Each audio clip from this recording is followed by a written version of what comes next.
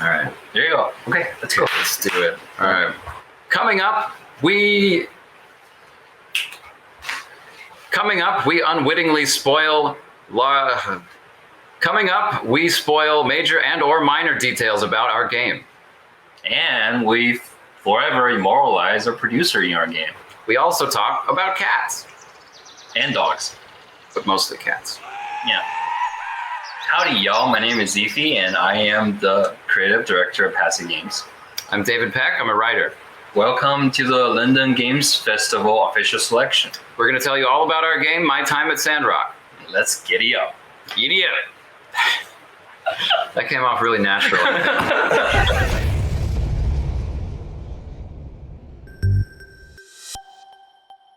So it's like a farming game, but with cowboys. And you build stuff. That's it, I guess. I don't know. Is that? I'm gonna go Are you intrigued? Right? It's a farming game. Well, it's a building game with cowboys, with a storyline. So it's an open world RPG, but it's based on a simulation game. So the game loop itself is a simulation game, but it's also an RPG with a very deep story and a lot of characters. Yeah, cowboys. Yep, and cowboys.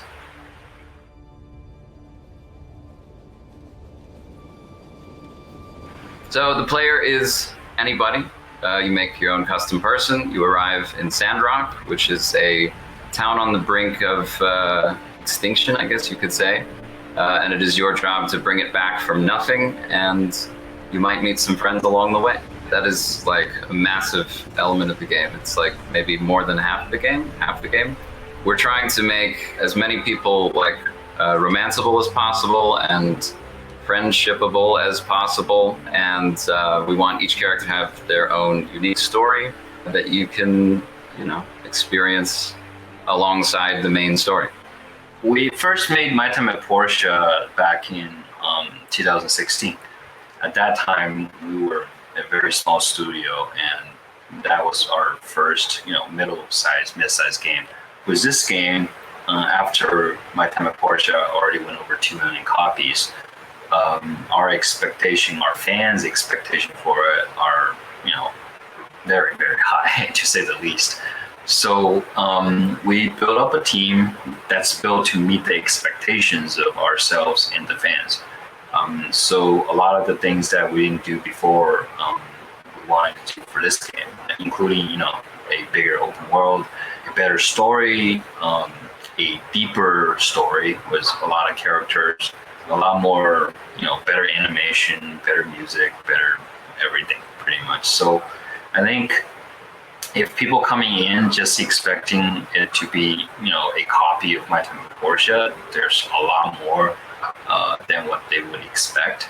And overall, I think the overarching storyline and the way we're going for this game, I think in the end, players are going to be very happy with whatever they accomplish in the game.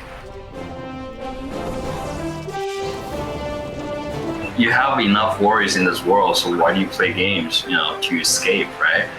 And so we're making this place that's, I don't want to say utopia, but, people are kind, and like whatever you do have value. And so because of that, I think players will be pretty happy in this game. Yeah. I agree. Yeah.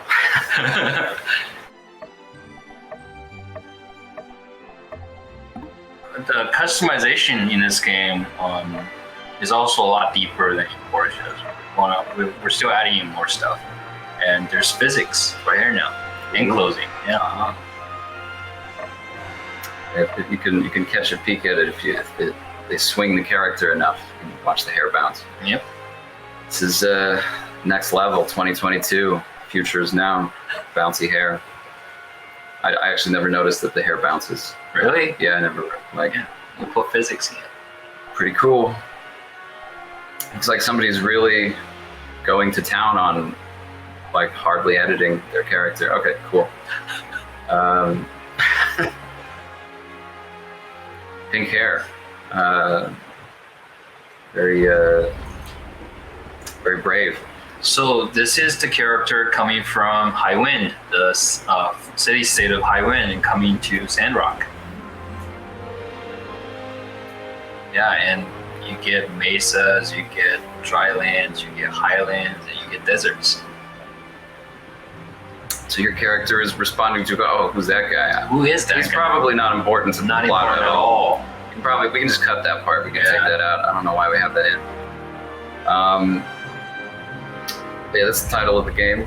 In case you were wondering about that, we're doing deep secret knowledge in this interview. So the idea is that you're coming to the place that nobody would come to be a builder, which is a term in the game that is used to describe anyone who is a professional builder. Professional person that builds. Yeah, I think that's more specific. Yeah. This is the first character you meet. Her name is Mian. She's also a builder, and she was nice enough to help you find your way. And you can obviously completely ignore that and just talk to this guy. Wait, no, you can't talk to that guy. No, yeah, you have to go there. It's a tutorial. Sorry for railroading you guys, but I mean, you just came off the train.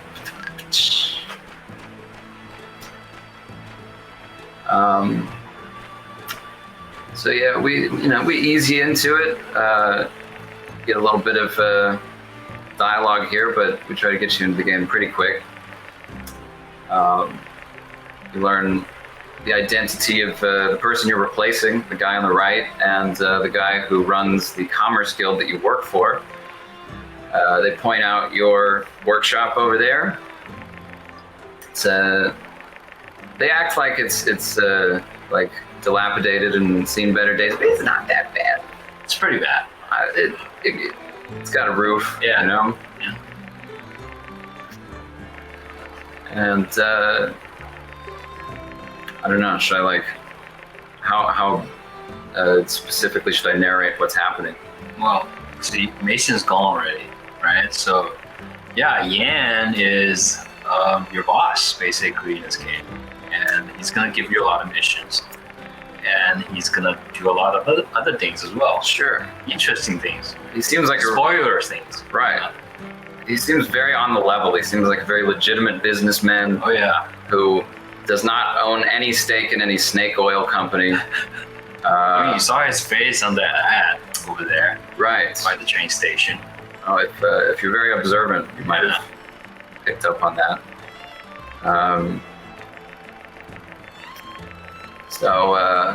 Yeah. Oh, Mian is also a new builder right now.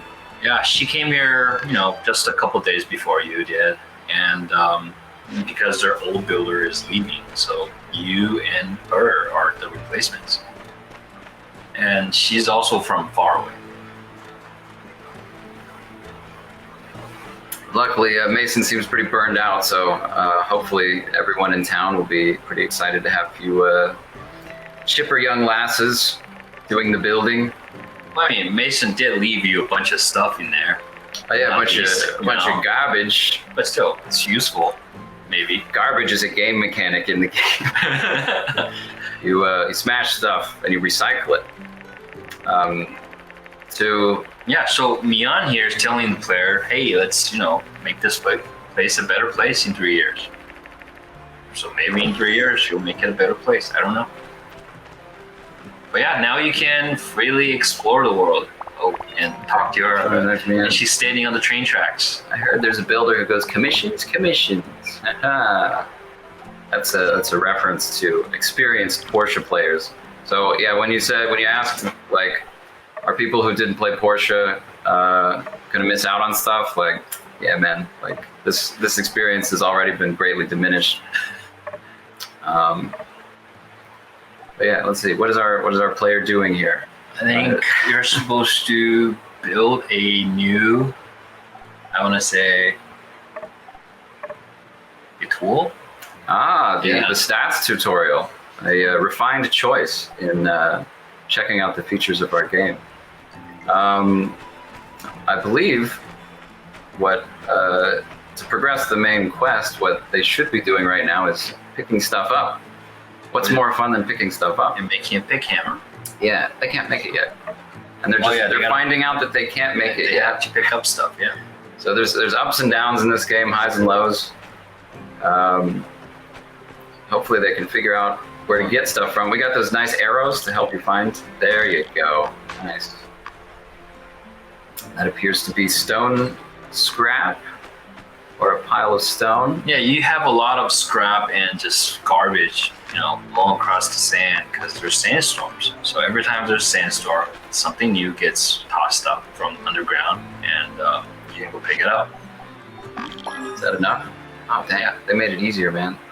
Back in my day, you needed between 5 and 8 stone to make a pick hammer. What was that? I don't know. I don't even actually know if that's true.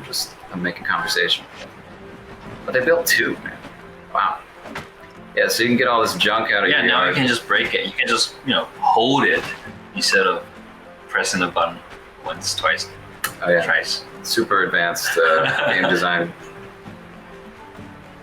And we don't have stamina anymore, right? For running, you can just run really fast. Run forever. You want to hear that message again? All right, interesting choice. There's the Blue Moon Saloon, Owen. Oh yeah, Owen. He is one of the, people you can date and romance. Yeah, he's a nice guy. He's got his own business. He's a very nice dude. What more could you want? Yeah. And he tells stories, lots of stories. Storyteller. Yeah. If you go there to the Blue Moon every Saturday, he has like a little open mic night. And How many stories have you written for him so far? I think we have like 10, 15 in game. We will do more whenever we have time. Oh, and who's that? Oh, there's a wanted poster? Yeah. That was probably not meant to be in the game. It's probably a bug asset. We should take that out. Oh, there's another one right there behind him. Oh yeah, who is that? I don't know. Logon? I believe it's, Who is Logon? yeah. I don't know. Or Log and? That's probably the pronunciation. Oh. Dead or alive? Oh, geez, what did he do? That sounds Wow. serious. I'm sure it's nothing. I'm sure it's not an important aspect of the plot. Oh, yeah, give a gift to Yen. Oh, you're going to fight Yen. All right. Well, that is a fine choice, I think. I don't know if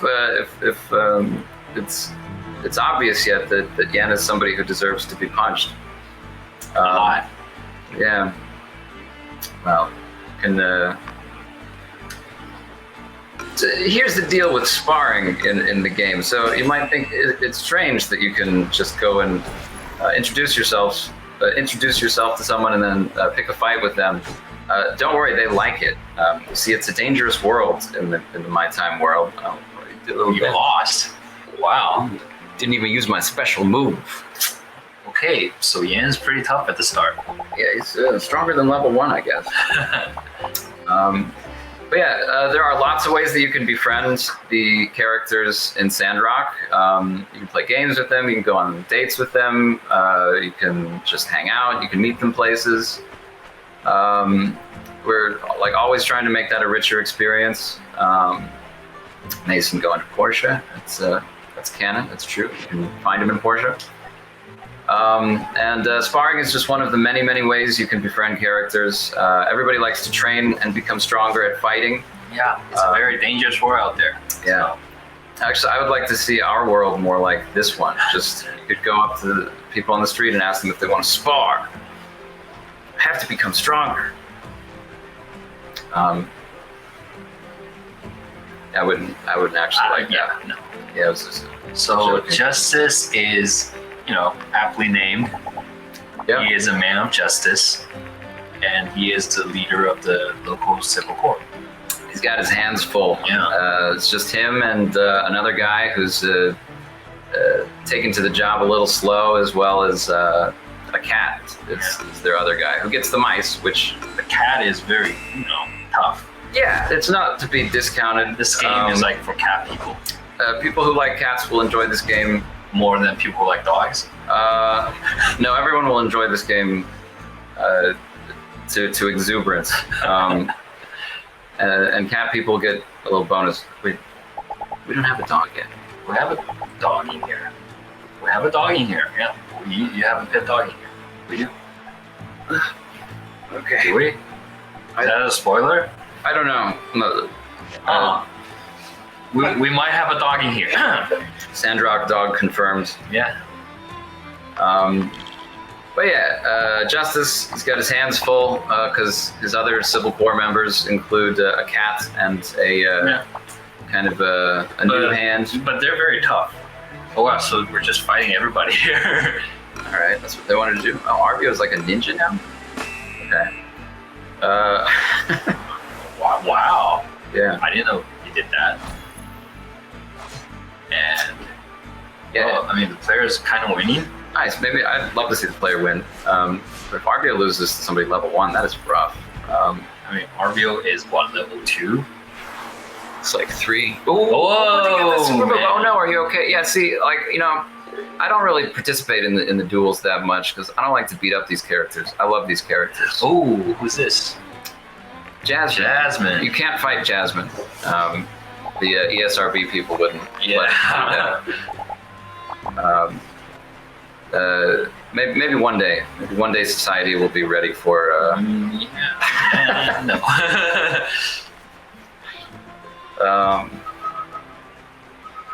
Yeah, Jasmine's cool. She does a little blurb in the paper. She does like book reports, and she's actually she writes for the paper sometimes. She does, yeah. She gets a little editing help from Heidi, but yeah, I think. Oh, what are those things? Bubble ants and the Scorpster and a scorpion, or whatever they call them. Yeah, there's the Scorpster, and then there's the Trippion. There's 2 different ones. So they're the what? Honey bubble ants? Bumble ants, yes. They serve their Bumble overlord and carry honey all over the desert, and then they throw it at you. Oh, you probably need to build a sword for the actual combat. I appreciate the effort that this person is putting forth. Oh, they're running. Oh no. Okay. Yeah. Well. When you die, you go back to your house. Yeah, you just like the honey hands. They just beat you up and they take you back home. Nobody dies in this game. Oh wait, no, they did die. Oh, I didn't even know that. You could load over here. Oh, I know why. They haven't gone into the house yet. So you're reloaded. Oh, okay. Interesting. Yeah. Wow. Yeah, you need to go to bed first. Then you reload to whenever you wake up that day. But they didn't go to bed yet, so they died.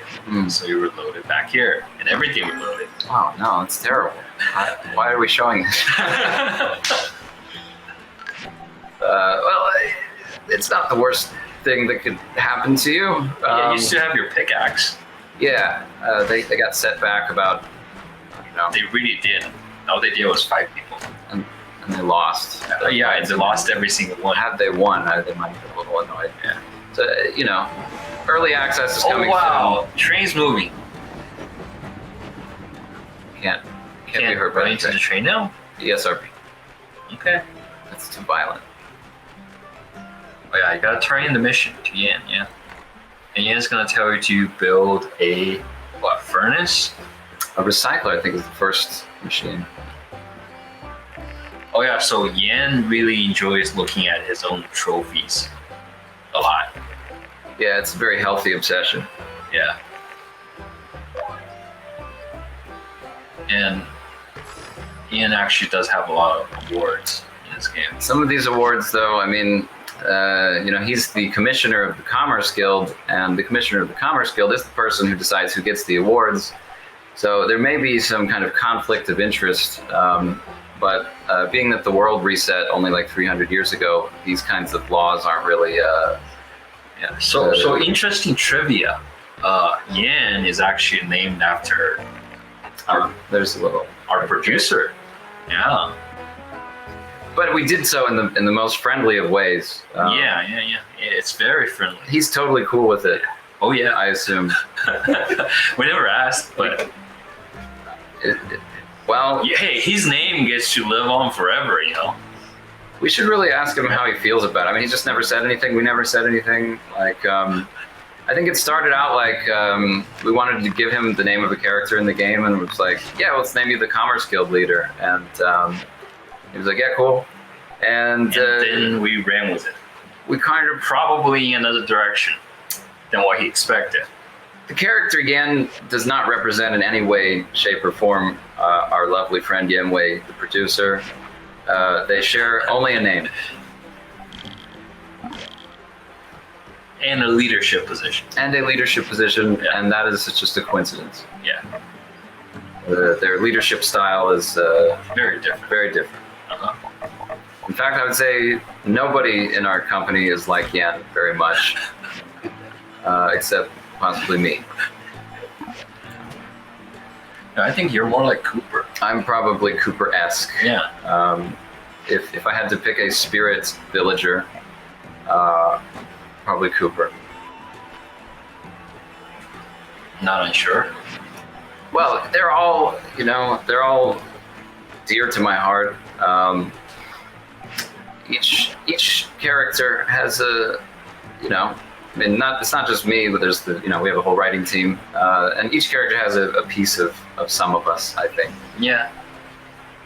Yeah. So we upgraded the assembly station, or at least the UX is better now. You can just go to the assembly station and pretty much pull up anything you need very easily and figure out where they're from. Yeah, our hope here is that people are going to feel that it's like similar, but still fresh. And that kind of goes in with the whole recycling mechanic. Like, one of the main things that you do in this game is you get like scrap items and like recyclables that you can transform into lots of other things. So you end up with kind of you can specifically go after materials, obviously, but you also end up with a bunch of like random extra materials. So you might have like items available that you could build that you're like, did I really want to build this? I've got the stuff, I might as well. Just give like kind of a little bit of familiarity, a little bit of freshness. Yeah, the point of this game, I think, overall though, is that because of the environment, Sandrock is going through a rough time. So what do? You try to make the environment better. So one of the ideas is to reforest. Is that a word? Reforest. I think just Reforest this area so that there will be less and less sandstorms, and because of that, there will be more water, more people. Yeah, it is thematic also to make it a sustainable future. That's kind of the way we're making this game. Yeah. So this part is pretty fun. So when you get different kinds of scrap, you get like wood scrap, stone scrap, copper scrap, whatever. You get a like random component based on that kind of like family of material. So like you usually get what you need, and then you get just like some extra stuff. So there's just you're gonna be able to build all sorts of fun stuff, and it's not gonna feel too much like work, I guess. I don't know. It's still work. It's fun work. Yeah. That's the like perpetual like conundrum with farming games, where you're like, you like get on and you're like, cool, I'm gonna have a lot of fun by like, just working in the mines. That's how I relax, by getting black lung. Can I say that? Am I going overboard again? And that's it. Thank you for watching. Special thanks to London Games Festival for giving us this opportunity. And if you're interested in the game, please check out our Discord or wishlist the game on Steam. Let's ride!